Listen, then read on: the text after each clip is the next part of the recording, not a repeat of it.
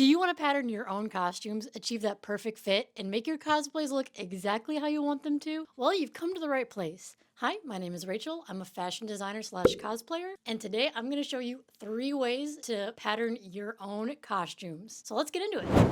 Number 1, duct tape patterns. And if you're totally new to this, this is an excellent place to start. This is how I used the duct tape method to pattern the corset for my Bouette cosplay. To start, you're gonna need to cover yourself in plastic, or just turn a trash bag into your own personal sauna dress. And yes, you are going to sweat during this process. Next, cover yourself completely in duct tape. You'll probably need help reaching some of those hard to reach spots for this, so find a buddy, an assistant, and start drawing your desired design. Like I said, I'm doing a corset, so I'm drawing all my seams, the shape of the corset. Some things to note: you want seam lines where there are curves on your body, for example over your bust, to create that shape. Make sure to label all your patterns so you do not get confused what is what.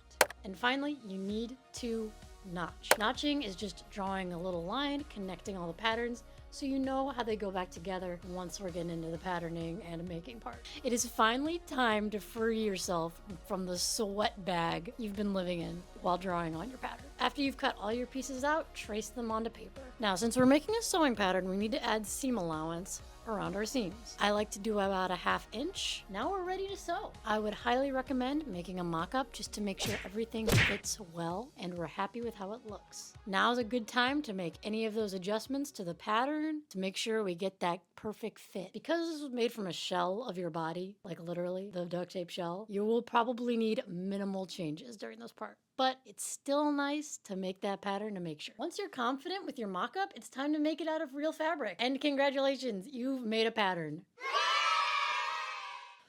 But Rachel, what if I want a pattern that's not skin tight, something that flows away from the body and has more volume? Well, I'm glad you asked. Stick around and we'll move on to our next method of pattern drafting, draping. So let's do it. Now, draping has a lot of utility and many uses. Like, for example, we could have draped the corset we just made, but that's a little advanced. We're gonna start off pretty beginner friendly, draping a skirt. And draping is the method I used to make the skirt for my Bouette cosplay. So let's check it out. Come on. All right, so we are here with my mannequin to start the drape, as you can see. Now, I know that my skirt is going to be going over these panniers that I made. Ta-da! So I'm going to drape this with this on my mannequin because that is going to change how it looks. If you are draping something that's going over like some panniers, an undergarment, hoop skirt, anything like that that's going to give volume, I highly recommend you do the same. So I'm going to start this drape with the panniers in place. Let's do it. To drape this skirt, I am basically taking large rectangles of fabric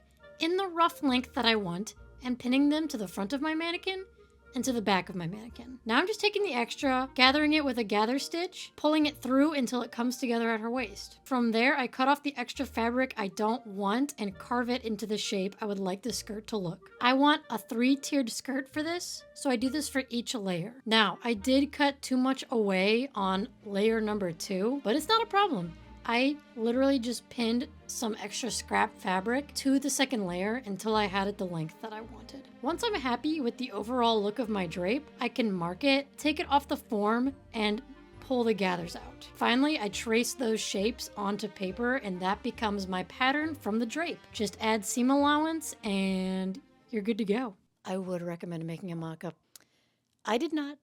Don't be like me. But once again, once you're happy with your mock-up, it's time to make it out of real fabric. And we've done it again. We made a pattern. Now, there is a lot more that can be said about draping. This is kind of just like a beginner's overview. If you would like to deep dive more into that, really get into the nitty-gritty of draping, let me know down below and I'd be happy to make some videos about it. But for now, let's just jump into the last method of patterning, flat pattern drafting. Now, flat pattern drafting. It is more advanced. It is kind of a beast, but it can be really useful. This is kind of just an overview. We're not going to get super crazy with it, but if you're ready to take your pattern drafting to the next level, this can be a very useful tool. So flat patterning is a method that is achieved through altering a sloper, which is basically a garment that fits your body perfectly. Here's an example of what my sloper looks like. Making this garment is a beast in itself, but I will leave some resources down below if you're interested in looking into it and you'll want to deep dive into that. For now, I will just go over some basics about what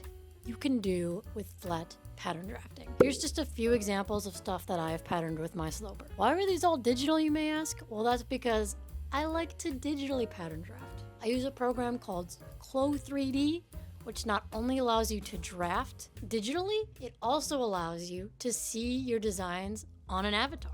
I did use this method specifically for the underskirt of my Bouette cosplay. It was just a simple dart manipulation, turning the darts on my skirt into seam lines with a little slit and removing the outer dart entirely. There are a million different applications and things you can do with flat patterning, taking away seam lines, adding fullness, gathers, pleats, etc. The possibilities of flat patterning are truly endless, but the same can be said for duct tape patterns or draping, so you just gotta pick which one works for you. And of course, if you want deep dives, tutorials, etc. on flat patterning, let me know down below and we can get into those. And there you have it. Those are the 3 ways that I like to pattern my own costumes, and now you can too. Let me know which one was your favorite, what questions you may have, anything else. Thank you so much for watching, and if you want more cosplay/patterning content, please subscribe and stick around. Thanks again for watching, and I will see you next time. Bye.